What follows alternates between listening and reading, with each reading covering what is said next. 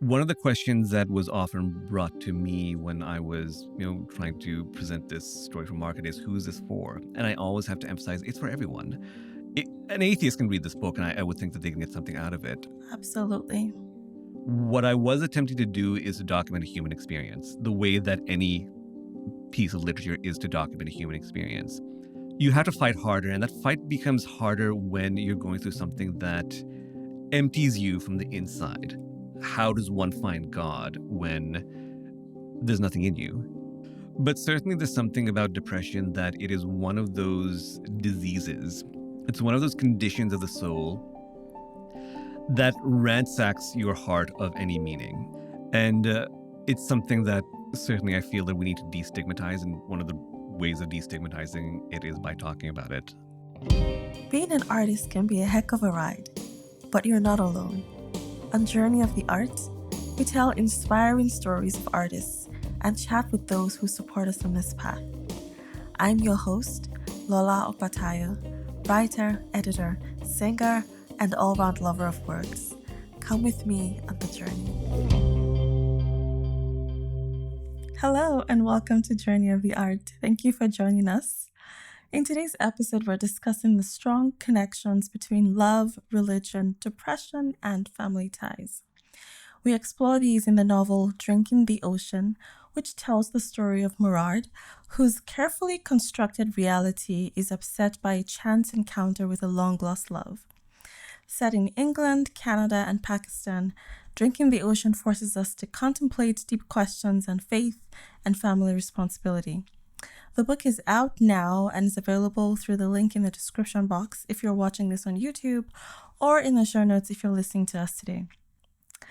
And now a little bit about my guest. My guest and author of Drinking the Ocean is Saad Omar Khan. Saad was born in the United Arab Emirates to Pakistani parents and lived in the Philippines, Hong Kong, and South Korea before emigrating to Canada. Saad is a graduate of the University of Toronto and the London School of Economics and has completed a certificate in creative writing from the University of Toronto's School of Continuing Studies, where he was a finalist for the Random House Creative Writing Award and the Marina Nimat Award. In 2019, he was longlisted for the Guernica Prize for Literary Fiction. His short fiction has appeared in in Best Canadian Stories 2025 and other publications. I think I said Britain because we were partly all the time in England. Anyway, welcome to the show, Saad. Thanks so much for having me. Well, I'm so glad that we finally made it to this point after several hiccups. And I'm really, really excited to talk about your book, Drinking the Ocean. I would say that it's a book unlike any other. It reminded me so much of my reading list during my undergrad days. So it's a solid book. Thank you. I greatly appreciate that. That's how I would define it. It's a solid book. But before we get started, here's a reminder that you can find the podcast wherever you get your podcasts. So check us out on Spotify, Apple Podcasts, and other platforms to listen on the go, follow the show, and leave a comment. This really helps us to boost our visibility so more folks like you can discover and join the community. Also, as always, I'd love to connect with you on Instagram, so please follow the show at Journey of the Art Pod. All right, Saad, I'm curious about the connection between the London School of Economics and the creative writing program at the University of Toronto. Can you share a bit about the journey that led to those two things coming together? So it's probably helpful to just give a bit of my own background and also my journey in writing this book too. So I did my first master's degree in the London School of Economics. For anybody who reads this book, you can probably kind of see parallels between the unnamed university in London and that university as well. Sometime after I left the London School of Economics and I came back to Canada, I decided to myself that the writing bug that is within me had to be, scratched, so to speak. And that's what led me to take a few courses at the School of Continuing Studies in their creative writing program, which led me to also do a certificate in creative writing also. And it was an advantage for me to do so because this particular school as the name implies, because it is continuing studies, allowed me to start working and doing things like that while I also pursued my studies, so to speak.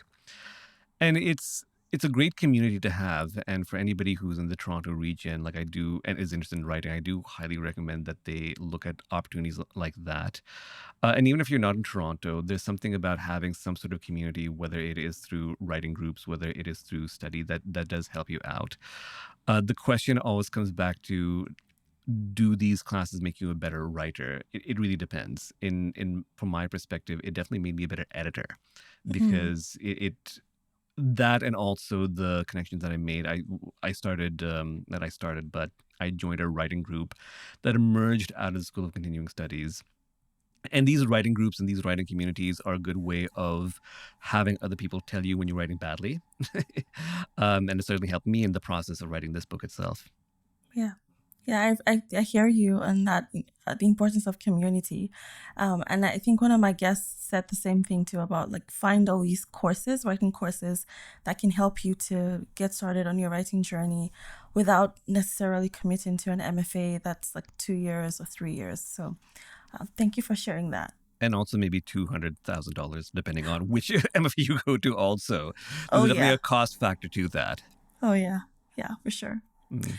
So, Saad, when did the idea of this book start to emerge? Actually, shortly after I came back from London and the London School of Economics. So, without going into too many details, there is an aspect of the story that is deeply personal to me. And at that particular time, I was going through a few personal challenges. And I have been wanting to be a writer for an extremely long time, but there's something about that critical juncture in my life which led me to realize that I needed to document this particular part of my life in story format. Mm. And when I say document, I don't necessarily mean in a literal sense. Like, I always have to emphasize to people that this is not a veiled memoir. This is a pure work of fiction. But I was going through a certain emotional landscape, let me put it that way, that I wanted to reify and represent in fiction. Right. So I started this book, if you can imagine this. So I ended my time in London in 2006. I started writing this book in January 2007. And it has finally gone to publication in 2025. So this almost 2 decades long gestation period was what the book needed for it to find fruition.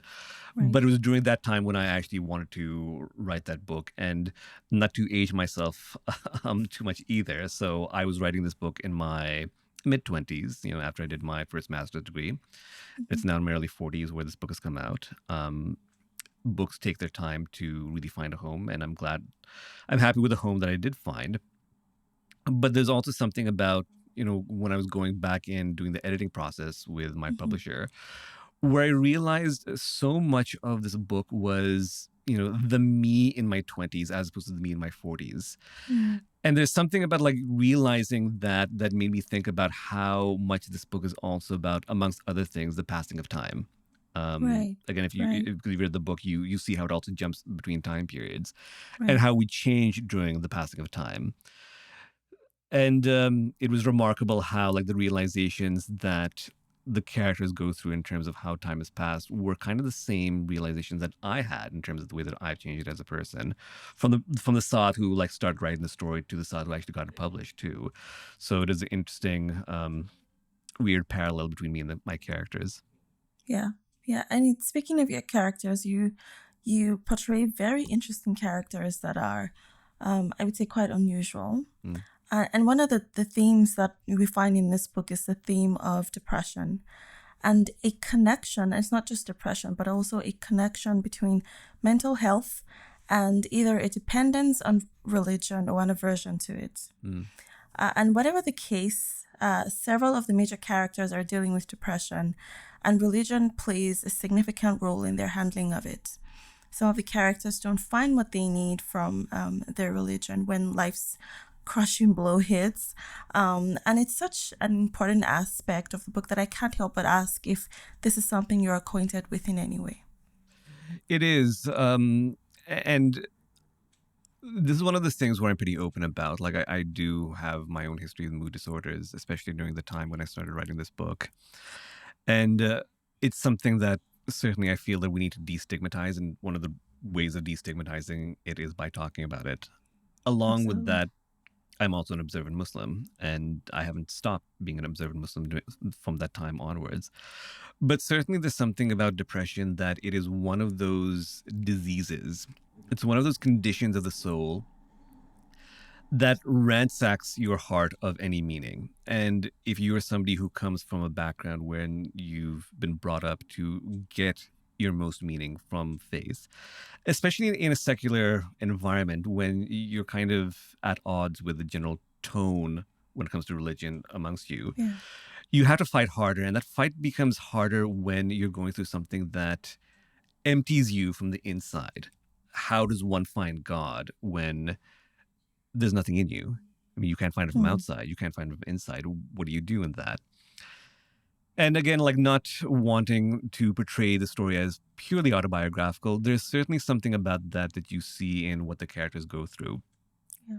Although in a very different way depending on the character. So Murad is somebody who's coming from a more religious background, whose depression and sense of dislocation in life is injuring his sense of God. Whereas with Sophie, due to the death of her brother, and that's something we find out early in the story, there's something in that grief that propels her towards God. And part of, for several reasons, but, and I don't want to give too many spoilers about the emotional journey of the characters. There's something about believing in God as someone who's eternal that preserves one from the fear of being forgotten. And Mm. that is something that I think Sophie and I think all of the main characters really fear, this fear of oblivion, this fear of emptiness from within, or the emptiness that we get from time also. Mm. And for Sophie, that's something that really drives her to this sense of purpose with religion, although in a way that is, for lack of a better term, unorthodox. I would say that. Yeah. I'm a person of faith as well. And so this book was I found it very insightful because, I mean, as anyone who is on any journey of, well, if you're, I mean, I would say quite serious about it, one of the things that you quickly realize is that there are often questions. Mhm. If you are really thinking about what you're doing and not just going through the rituals of activities, there will be questions. And one of the things that I love about this book is that it attempts to answer some of these questions in a non-judgmental, honest way. And I Mhm. really love that. And as I was studying, yeah, go ahead. Well, I was going to say, and also thank you for that also. And there's something about the fact that even though this is written from the perspective of two Muslim characters, one of the questions that was often brought to me when I was, trying to present this story for market is who's this for? And I always have to emphasize it's for everyone. An atheist can read this book and I would think that they can get something out of it. But I do Absolutely. think that there's something about someone from a faith background, not necessarily a Muslim background, who can find some parallels in something that they've been experiencing, especially if, we're all thinking people. There's no way that you can avoid a certain amount of doubt, Yeah, especially in a secular landscape with it. yeah, But as you said, my intention was never to make it a binary that is, I'm not here to proselytize through this book, nor am I here to denigrate yeah, religion, any religion. What I was attempting to do is to document a human experience, the way that any piece of literature is to document a human experience. I I'm find it slightly frustrating when people don't feel that religion can be documented in that way, because I think there is this mentality that, well, who believes in God anymore or who believes in religion anymore? And that's certainly not true. And for somebody who comes from the global south also, like you and I know that God is not dead. You know what I mean? yeah, It's the idea of God is something that is very living and not just amongst the poor benighted masses. yeah. The educated, like everyone, still struggles with these questions. And I'm thank you so much for saying that, because I'm glad that it resonated in that way.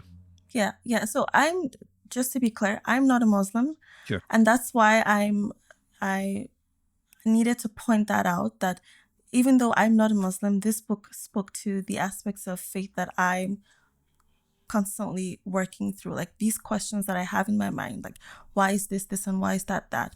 And so as I was reading the book and really thinking about what these characters were saying to me, because as you said, it's not proselytizing, it's just people having intellectually stimulating conversations on religion. And I found something, and it was almost a comparative analysis of sorts.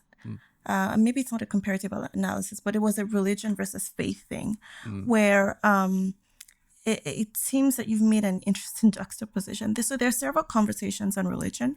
Murad feels empty with religion, and he's from his strong religious background. He doesn't feel the love or presence of God. Sophie, on the other hand, was raised in an atheist home and is on an uncertain path of spirituality. Amy uses religion as a placebo for her depression. But on the other hand, despite Murad's increasing interest in religion, he tells an atheist who questions his religion that some people have a religion because they love God. And further on, Murad sees something in Kala that he'd never quite seen before. And that is the fact that her faith has given her an expanded heart for others that would otherwise not have existed. Yes. And where he had previously assumed she was, a hermit closed up in her religion, he's finding this new reality about her. And it's this same love that Sophie recognizes in Fatima. So in summary, what I've gotten from this book is that on the one hand, there is religion with all its rituals and laws, and you must do this and do that to be considered worthy. And on the other hand, there is faith, which is characterized by love. And I wonder if you recognize that as you wrote this, that you seem to have presented to us two different things. In terms of the way that religion is presented? Yes. Yeah, and I don't, it's an interesting way of looking at it, because I don't think that you've given me food for thought. Because certainly, putting the story aside, I certainly recognize how religion can be exactly that. It can be overly ritualistic, or it can just be a set of rules without any base to it. But I think that it is true that I wanted to emphasize that the attraction or lack of attraction to faith in this case is something that comes from a very deeply emotional place that is intangible. It's hard to articulate, but it exists nevertheless. So I didn't want it to be that much of a binary where, like, the bad version of faith is the ritualistic one, and the good version is the one that is more emotional. That for me is also as much of a false dichotomy as atheism versus religion. Yeah. Because that's how one finds faith. I mean, it's faith in good works, or belief in good works. I mean, as in the Christian tradition, you see that. And certainly in the Muslim tradition, that's true also. You have to have both the emotional tie to it, but you also have to adhere to the standards and the obligations of a religious person. But that's also a general discussion on religion. But in this particular book, I think that when it comes to Murad specifically, he did have that emotional tie. And certainly, with somebody like his mother, who at the outset seems overly ritualistic, I think that she also has an emotional tie as well. The difference is that with Murad, it just lapsed. It just seeped out. It's very common to write a narrative about religion where somebody loses religion because of some very negative incident, especially in a Muslim context. The discourse in the West is all about terrorism or geopolitics. And I did not want to present the story that way, even though that is a bit of the subtext there. I wanted to present it about a story of someone who really at one point in time had a deep love for God, but he realized that it wasn't satisfactory anymore. And it kind of goes to the title of this book, because a lot of people have asked me where it comes from. Yeah. And I think it's on page 95. It comes from the poem. It comes from the poem, right? Yeah. It's a real poem, where the poet talks about, he's a Sufi poet by the name of Abdullah Ansari, about wanting to drink the ocean of God's love. And I'm simplifying the poem. And for those who read this book or will read this book, Murad reflects about that, especially in light of his aunt Khala, Yeah. who can feel that. And at one point in time, Murad felt that, but he realized that is the type of love I want, but not divine love, because divine love is so intangible. He wants real love. He wants love that he can feel and touch, a very worldly type of love. That's how he would find a satisfaction that he's no longer finding with religion. And Sophie's going through the exact opposite of that. She is somebody who lives a very worldly life. I don't necessarily see her family as openly atheistic so much as secular, in the sense that religion doesn't, they pay lip service to it, or they're nominally Muslim. But Yeah. she does find. Yeah, I would agree with that. Yeah. Yeah, I think that it's less something that's apparent and more like it just doesn't exist in their framework. And Yeah. Sophie herself, she lives a very worldly life. She does things that practicing Muslims wouldn't necessarily do. But there's this tug in her. There is something within her that is the voice of the divine that she discovers, and she only discovered that through the loss of her brother. And even though her version of religion is not ritualistic, well, it somewhat is, somewhat isn't. It's very unusual. That's why I use the term unorthodox. Yeah. It's still extremely real. Do I think, as both a writer and as a person and as a Muslim, that is any better or worse than, let's say, a more orthodox version of religion? It's not for me to judge. One of my great intellectual heroes is Albert Camus, who is an atheist. And he once said, my job as an artist is not to judge, it's to understand. I'm really trying to understand who Sophie is as a character, and the way that I understand her as somebody whose heart leans in a particular direction in a way that she wouldn't understand completely. She knows it's real. It's certainly attracted to faith. Yeah. But it doesn't exist within the same structure, let me put it that way, that somebody like Murad grew up with, or somebody like her cousin Fatima grew up with, who's kind of a foil to Sophie, who lives a much more quote-unquote orthodox life. Yeah. And so I think in a sense we're kind of aligned, because what I understand, because if you look at Sophie's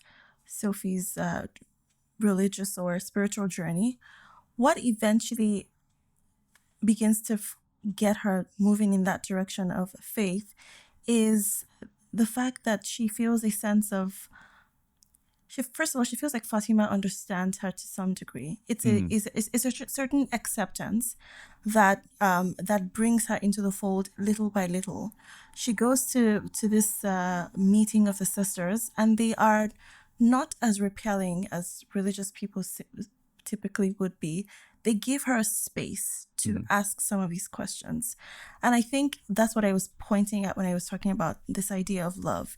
Right. It's because even with Murad and Sophie, there's something about her that draws him, and it's the fact that he feels completely understood when he's with her, and it's that expansion of heart, right? That Murad sees in his aunt that I was referring to. So I guess it's, maybe I should have called it the expansion of the heart, that is visibly seen by other people, that makes their faith, I guess, more distinct than other people who are just religious. But anyway, I thought it was an interesting juxtaposition, and I wanted to point that out.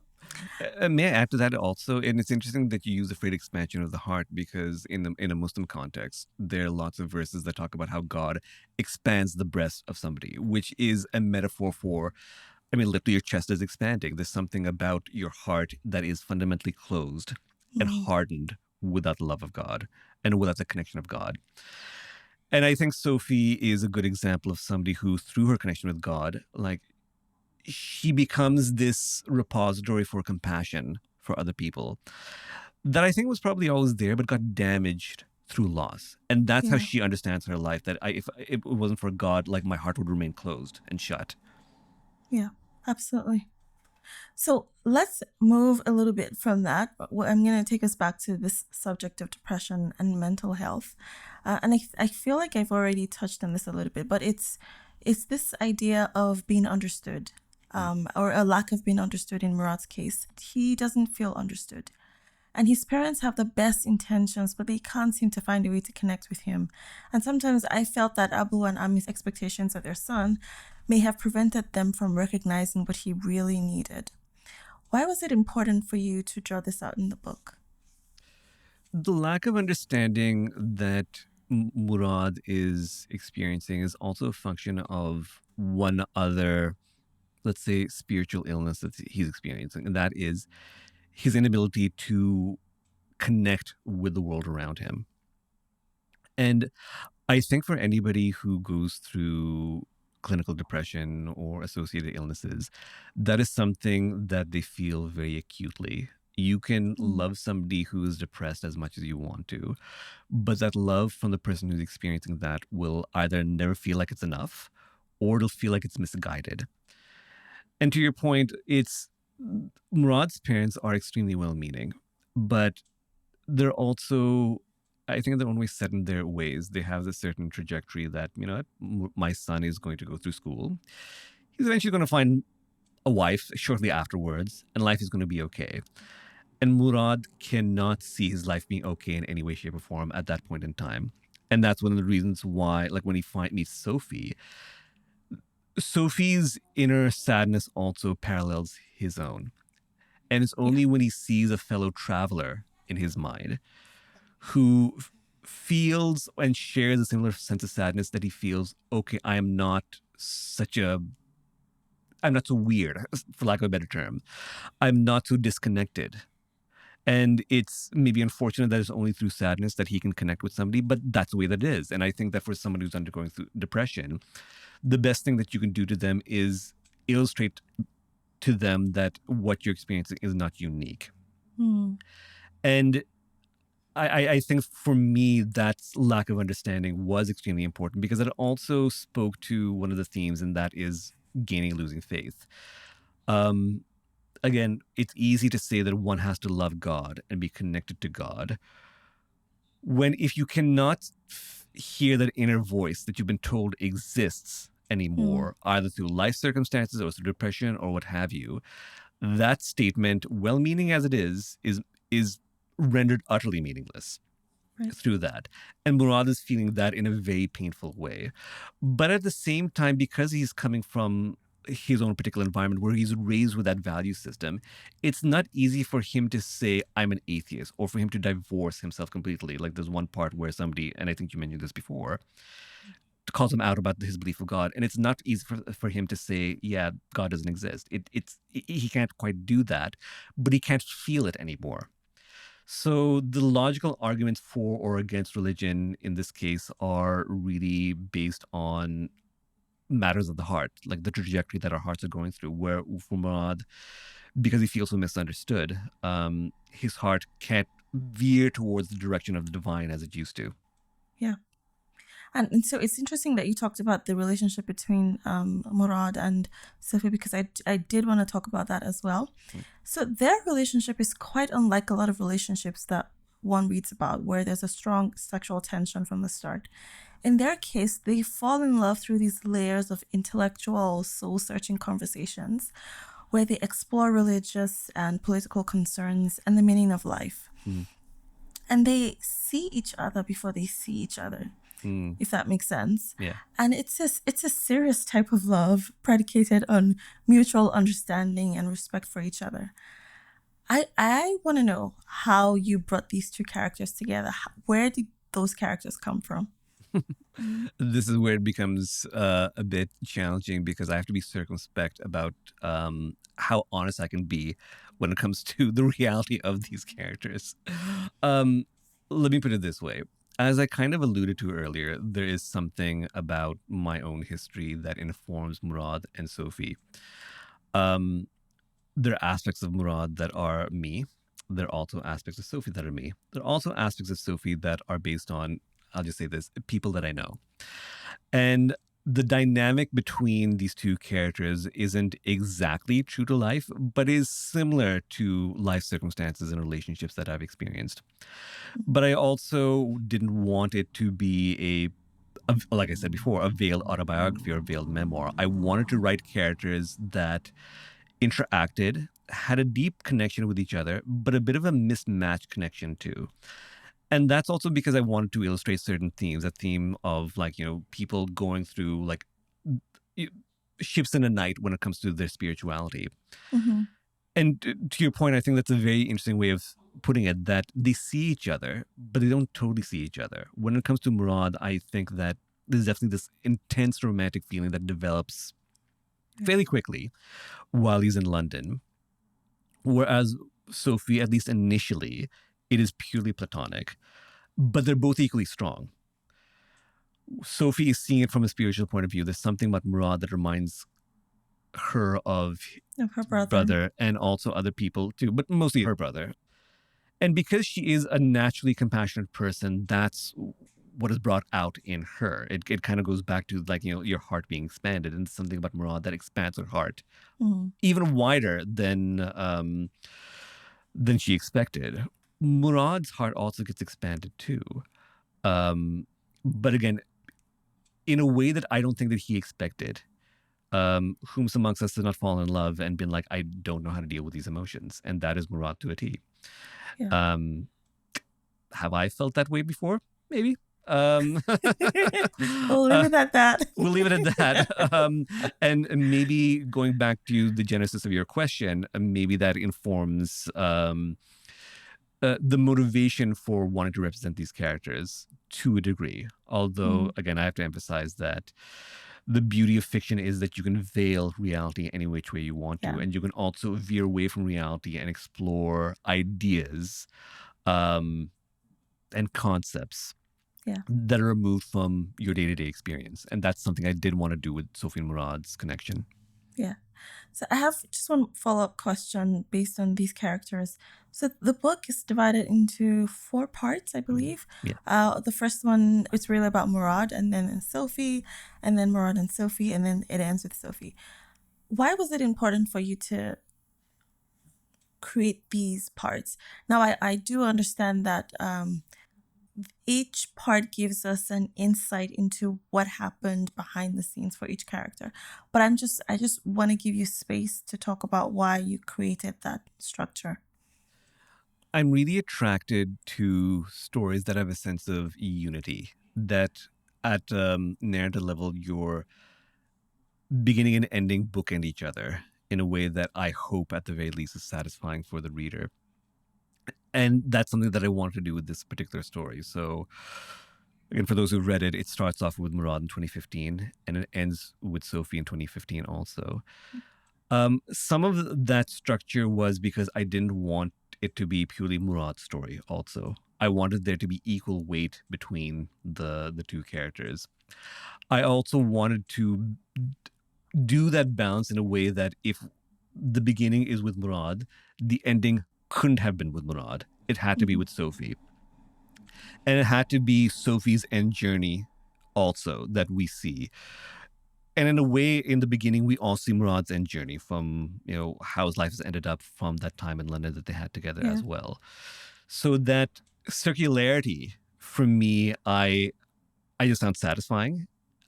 Because I find it satisfying in stories that have that bit of circularity within them also, without being like too experimental in style. Like there is a certain amount of linearity also, even though it kind of moves back and forth between time. I hope that the reader does find there's a bit of a mystery in the beginning where when you read it, you see Murad in 2015 reflecting about his life and is reminded of Sophie's existence because he sees Sophie again. With a child. The mystery is what has happened with Sophie up from that point and who is this child. He has lots of ideas and permutations of what could have possibly been. And I think certainly when, as I said earlier, this is a story about time passing also and how we deal with that. And if you have an extremely emotional, point in time in your 20s, in your 30s or 40s when you have to make those compromises as we all do, it's very natural for you to think of the what if scenarios. And the what if scenario that we're presented to in the beginning is something that I hope the readers kind of are able to resolve towards the end. And you can only do that if you kind of split your time as evenly as possible between those two characters. Yeah. If that makes sense. Yeah, it does make sense. And how difficult or easy was it for you to do that? Like, I mean, I assume that it may have been easier for you to tell Murad's story, but how easy or difficult was it for you to tell Sophie's story? I don't think it was any easier or more difficult for either one of those stories, to be honest. I think the challenge was when I was writing this story was how exactly this, dual voice would actually come out. When I first started writing it, I wrote Murad in the first person and then Sophie's sections in the second person. I also ended the story purely with Murad's perspective. And it wasn't satisfying. And I think because it didn't have that balance that I was alluding to earlier, the the sections with Sophie needed to have a bit more weight, and like through the editing process, I was encouraged to do that. In terms of actually kind of inhabiting Sophie's perspective, um, yeah, I didn't find it that challenging. Oddly enough, the structure I definitely did find challenging, like knowing how best to bring her both of their stories out. But in terms of like their voice and their perspectives, I could have written the story that it was just Sophie's perspective, for example. Mm-hmm. And writing is never easy. Anybody who tells you that is a liar. But it's I wouldn't have found it any more difficult than writing Murad. Also, and I hate to be too repetitive about this, it's Murad is as much of an invention as Sophie is. Yeah. So there are aspects about Sophie's life that are, definitely obviously don't parallel with mine. But they kind of do in a way as well, like especially the parts of Toronto. It's like the locations are all places I know. The people in there are all people I either know or have met secondhand, if that makes any sense. Like I know Sophie's in my life. I know Sophie's parents. I know Fatima's in my life. So imagining the way that Sophie's life would have been in Toronto at that particular time, especially in that time, like time was. We see Sophie in 2004. Like that's the time when I was still in university.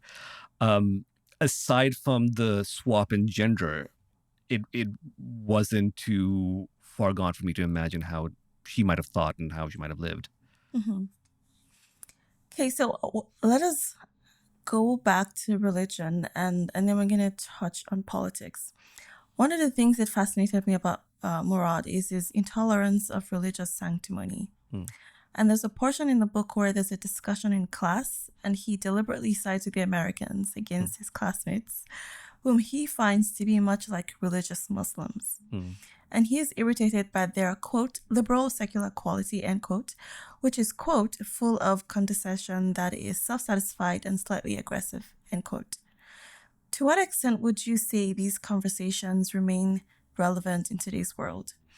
And when we think about the politics of Pakistan, do you think there can be a middle ground? I think what I can say about the politics of Pakistan are what I can say about the politics anywhere, which is to say that you have to find a middle ground. But let me put it this way.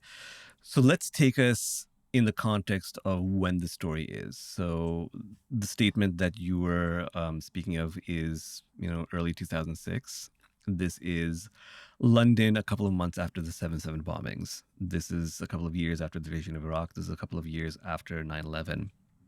And this is a time when Muslim identity and the geopolitics of the Muslim world are very much at the forefront of people's imaginations in the West. And part of Murad's frustration is I think that he has an allergic reaction to any type of sanctimony, but it's also frustration with this, co-opting of the narrative. And I think that certainly a lot of Muslims and broadly people from the global South do feel that when their countries, their cultures are being represented in the West, even with very well-meaning progressive people, it tends to be their story.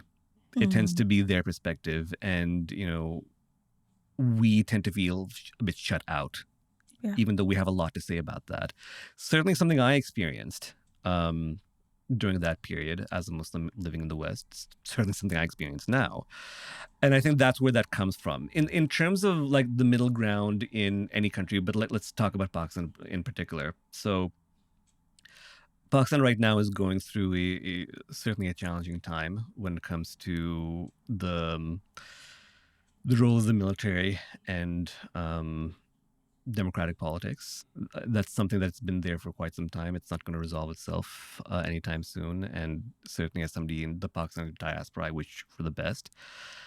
I think the biggest challenge I can say that Pakistan is going through is a challenge that is not unique at this particular time. It is, how do we improve the quality of life of a country that has gone through colonialism, that has gone through military dictatorships, that has gone through this rigid hierarchy of class, when the poor tend to get poorer and the rich tend to get richer, and there's no end in sight when it comes to that. The middle ground that we need to, I wouldn't even say that we need to reach a middle ground as a country. We need to reach a high ground where I think that the standards for how we want politics to be are a bit elevated. And maybe this is my own perspective as somebody in the diaspora, is that there's a certain amount of complacency with a lot of the ills that happen, because I think that when it comes to issues of poverty or this rigid class structure that I'm talking about, that forces people to find life outside of Pakistan, it's a country that deserves better. It's there's no limit to the potential that the country has. And I think of other countries in the global south that also face the exact same thing, where you have such talented people, but you deal with that amount of corruption, that lack of social mobility. The people, we just need to find structures that improve upon that. And unfortunately, we don't have that yet. I still have hope that something positive can actually happen. There's a book that came out about a couple of years ago called Pakistan, a Hard Country, by Anatol Levin. He's a journalist. It's one of the few books I actually like about Pakistan, because Anatol Levin was able to analyze the problems that Pakistan is going through, while also not ignoring the vast potential that it has. And it does have vast potential, even though we talk about how problematic religious politics can be in Pakistan, and that's certainly true. I'm not, eliding that. There's something about the fact that religion does provide a bit of a unifying structure for the country. Even though we talk about the vast amount of poverty that is still endemic in Pakistan, we tend to ignore, and that's something that Levin talks about in this book, how their cultures of domestic charitable giving that are extremely strong. Pakistan actually, I don't know if the statistic is still true, has the highest amount of domestic charitable giving amongst any country in the world. And that's something that, in his words, alleviates the hardness of life there. So it's a hard question to answer in terms of like what the middle ground is. Like I say, for me, it's less of a middle ground that we need to reach, and more of a higher plane where we expect more of ourselves as a country and our elites who are allegedly supposed to lead us, if I could say that. Yeah, I mean, I can say much the same from my home country as well. So yeah, I totally get that. And with that note, so instead of curiosity, if I ask, is your background Nigerian? Yes. So a really good friend of mine, who's Nigerian, is somebody I met actually in the London School of Economics, once made this comment that he's somebody who loved Nigeria, but he couldn't find a home there. And he said that if I can describe Nigeria one way, it's a place that there's not necessarily a lot worth dying for, but there are a million things worth living for. That's obviously his perspective. But I think I take from that something that a lot of people from the global south do feel in diaspora, that sometimes you feel so despairing of the political and social situation that you don't feel that it's worth the fight. But at the same time, there's still this tug where you feel that there's just so much, again, potential there. Like Nigeria is a country that I often compare to Pakistan, because we're both countries that are products of British colonialism. Ethnic religious strife or something that's not unknown. Corruption is not unknown. And it's such a tragedy because there's so much talent that is there. An abundance of riches when it comes to talent. That just needs to be built upon. We just need better leaders and better elites who can build upon that. I don't know if that's something that you feel. Oh, absolutely, 150%.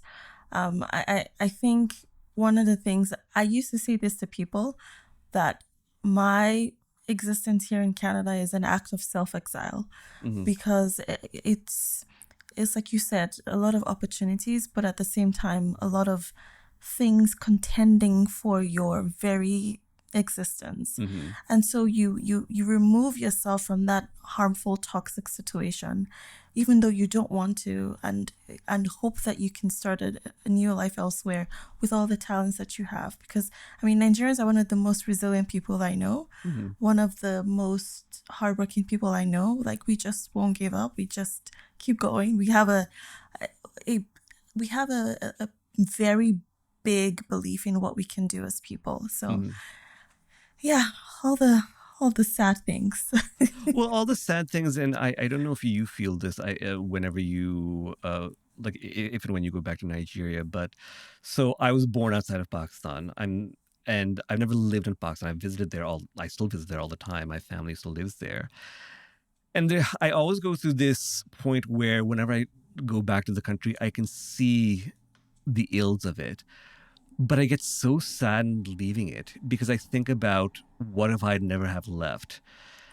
There's this intense feeling of nostalgia for a life that never was really mine to have because of circumstances. Mm-hmm. And whenever I say to people, like, I feel sad leaving Pakistan, like they often, again, like they think about the negatives. But again, like, I can't say what my Nigerian friend said about Nigeria, that there's nothing worth dying for. But I do really resonate with what he says about there are a million things worth living for Mm. that are so intangible and indescribable, that because I lived in the diaspora, I couldn't live it.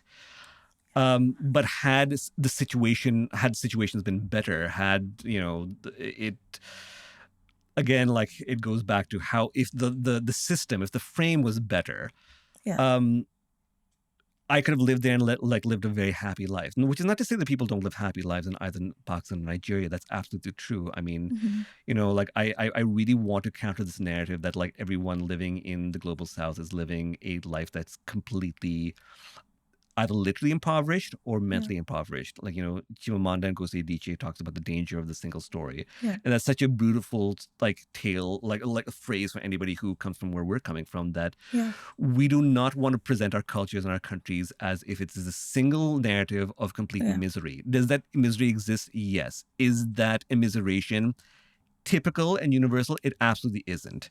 And I Mm. wish that people from outside could actually see the potential and the joy and the vibrancy that exists there. Yeah. Yeah. I mean, so our experiences are different because I was born in Nigeria. Right. Um, but I think what often comes across as a what often comes across as a putting down of one's country is really just frustration, Yeah. especially if you were born um, in Nigeria, for instance. You come here and you see how easy it is to Hmm. get a system that actually works. Like, you just come here, like, it's not rocket science. This can be done. We can do this. You work with people and you see the difference in culture, and you can only imagine. I think it's the disappointment, the daily disappointment in recognizing that if this same effort that I'm putting in here, I was putting back in Nigeria with the structure that we have here, I can only imagine how successful, how big we would be, right? So I think I think for me that is the saddest part of this reality, is that sometimes, even when you do want to talk about it, you don't want to talk about it, so you're swallowing down your frustration because you don't want to come across as someone who has come from a, a hellish place. I mean, I Mm. remember when we first moved here to Canada, and I was speaking to a lady, and she said to me, she said, "So how does it feel now that you're here in Canada? Like, Mm. oh, I know that there's war," and like I was I was immediately upset. I just smiled and said, "Well, have a nice day," or something along those Yeah. lines. But it's that wrong impression that people generally have of countries from the global south. But anyway, I agree with you that I don't think it's something that will be resolved in the nearest future. And I think that is part of that frustration, is that the more you live in places like this, the more you recognize that this isn't something that's going to get fixed in the blink of an eye. It's going to take generations and generations. No, and I mean, one last bit about that. You used the term resilience too, and to that point, I mean, any one of my Nigerian friends is extremely resilient, extremely smart, extremely talented. I can say this also of like so many Pakistanis I know. The biggest frustration I have is that why should they be that resilient? Like, why can't they like live a life where like it can be as easy? Yeah. Resilience is a beautiful quality, but at a certain point in time, it shouldn't be the default. Yeah. Absolutely. Yeah. Absolutely. Yes. I mean, it's just like some of my Nigerian friends and even myself, you don't want to take a break from work because Mm. you're always in go mode. I need to work. I need to be productive. But there's something to be said for stopping and resting, and the culture of rest that I guess people who were born in the West Mhm. have as a privilege that people like me don't really have, because you're born in a situation where you have to keep going. Yeah. But anyway, I do want to talk. So we're still talking about culture, and I want to, before I let you go, talk about the culture of arranged marriages within the Pakistani culture. This is a small aspect of the book, but I thought it was so beautiful that I wanted to talk about it. It's the arranged marriages within the Pakistani culture and the sophisticated methods of elimination that results in an approved list of potential brides or suitors. How do you see this culture being upheld in the diaspora, especially in today's world? It's easy to think that this culture of arranged marriage, and I do want to emphasize for listeners and viewers that an arranged marriage is not the same thing as a forced marriage. Because I think there's a tendency, especially in the West, to conflate those two things. Yeah, And they're not. Like, one is just a cultural practice, one of them is a human rights crime, as far as I'm yeah, concerned. absolutely. It holds itself in ways I think no different from how you find it in Pakistan. And it's really interesting that when I was growing up as a member of the Pakistani diaspora, we was always taught Pakistanis don't date. You know, Mm, again, you go through the exact trajectory that Murad goes through. You go to school, you go to university, get your education, get a good job, get married. That's it. And then you have a happy life. Simple as that, right? yeah. Um, and If only. if only. And it's really interesting where like a lot of Pakistanis who grow up with, let's say, that very traditional mindset outside of Pakistan go back, and they go back to their upper middle class neighborhoods in Karachi, Lahore, and Islamabad, and they'll be like, yeah, everyone's dating, everyone has girlfriends and boyfriends. And then you feel almost betrayed, like had I stayed here, I could have had like a girlfriend, a boyfriend, or whatever the case may be. And it's I think a lot of it is just what do you know and what works. If you ask me objectively, is an arranged marriage better or worse than a quote unquote Western love marriage? Again, it's one of those, like, I'm really putting quotes when I'm using those terms. I don't think it's better or worse. You will have a lot of people, especially in our part of the world, in South Asia, will say, well, arranged marriage is better because you get people who are more compatible. You can, the value system of the person that you're marrying. And certainly people who come from quote unquote good families, you want to Hmm. marry in that. I Hmm. think there's truth to that, but I think that there's something that needs to be said is that, well, you can get that in a lot of other forms of marriage. And it's not necessarily the case that you'll be happier or sadder either way. All marriages have the potential to be fraught and full of conflict. An arranged marriage can be blissful. An arranged marriage can be difficult also. Yeah. You never know until you actually spend time with someone. And that's true also if you are a secular Westerner and you've known your boyfriend for like, 10 years, and then you get married and you realize, oh, I really hate this guy. now that I'm actually spending time with you. Um, but it's still a system that happens, and especially for those who have, I think, grew up more quote unquote traditionally, but also more religiously, where there is such an emphasis on having that bit of a gender distance, upholding values like modesty and chastity.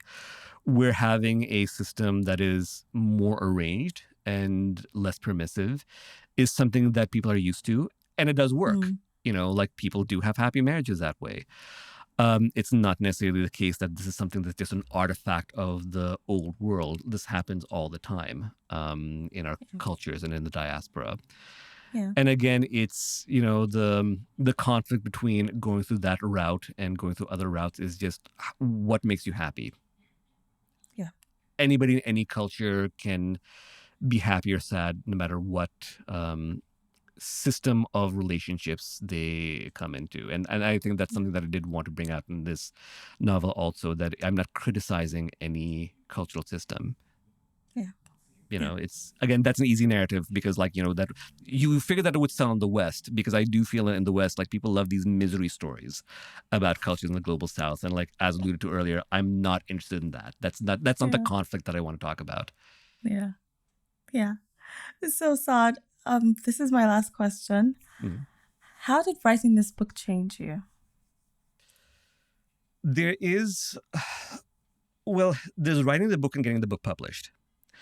So when I wrote this book, I had my goal in life was that I've always wanted to become a writer.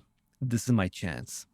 I have this emotional drive to write this specific story, and also write stories in general. I mean, like, I've been publishing short stories as well as this book was kind of gearing towards publication. That I kind of set a goal for myself that I'm going to finish a manuscript. Even if nothing happens to this manuscript, it can lie in the dustbin of my laptop. That's fine. Well, it's not fine, but I'll accept that as part of the process as long as I finish it. And I think it's one of the few things in my adult life that I put my mind to that I actually did. And I found a sense of accomplishment through it. Then Mm. there's also step number 2, that like I never intended it to just be a book for myself. I did want to get it published. I didn't want it just to be confined within myself. Going through the process of editing, self-editing, finding agents or not finding agents, finding publishers or not finding publishers was part 2 of that process. That was a lot more difficult and a lot more heartrending, because I did want this story to breathe. And like I said earlier, it took 18 years for it to find a home. I'm glad that it did. And even though, I mean, obviously there's a part of me that had wished, like, could this book have been published 10 years earlier? Sure, I would have wished that. But, you know, God works in mysterious ways. And one of the mysterious ways are he finds publishers for you when he wants to. Um, and now that the book has actually been published, there is this sense of acceptance, if I can use a single word, that I didn't necessarily have before.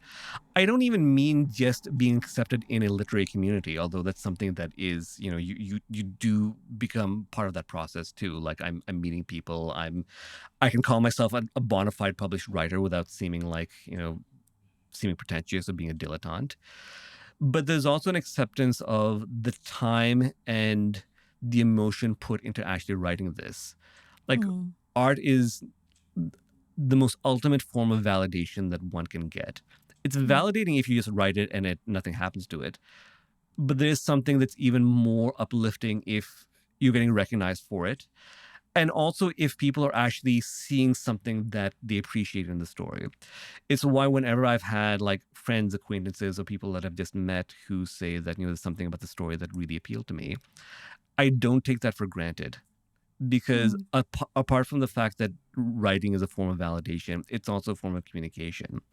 This is my way of communicating with people that I don't know about aspects of my soul that I've never really had an opportunity to reveal in any other way. And that sense of acceptance is buoyant. And I no matter what happens with my writing career, like I'm writing book number 2, I'm writing short stories, I'm going to be rewriting until like, I'm 99 and in a wheelchair. That's not going to stop. But there's something about this book that has given me a sense that I have arrived someplace that I hadn't had before. I get that. I totally get that. Yeah. And many congratulations to you for getting to the finish line. Thank you. I think this is something that a lot of people don't get to achieve. Mm-hmm. There's so many manuscripts that are sitting, in dusty drawers or on computers. So thank you for coming on the show, and congratulations to you. I really hope that the book does as well as I hope that it does. And thank you for joining us today. If you've been listening to our, I would say, slightly intense conversation on on religion, politics, and a sense of place. You can find the links to Saad's book in the description box, as I said earlier on, or in the show notes. And I will see you in the next episode. Thank you. On the next episode, I'll be chatting with another inspiring artist. But before then, I'd love to hear from you. Tell me what you think about this show and this episode. Feel free to drop me a note here or send me a DM on Instagram at Journey of the Art Blood. Finally, please subscribe if you're watching this on YouTube, or follow and rate the show if you're listening elsewhere. Help me connect with other artists who need a dose of inspiration today. Until next time, stay on the journey of your art.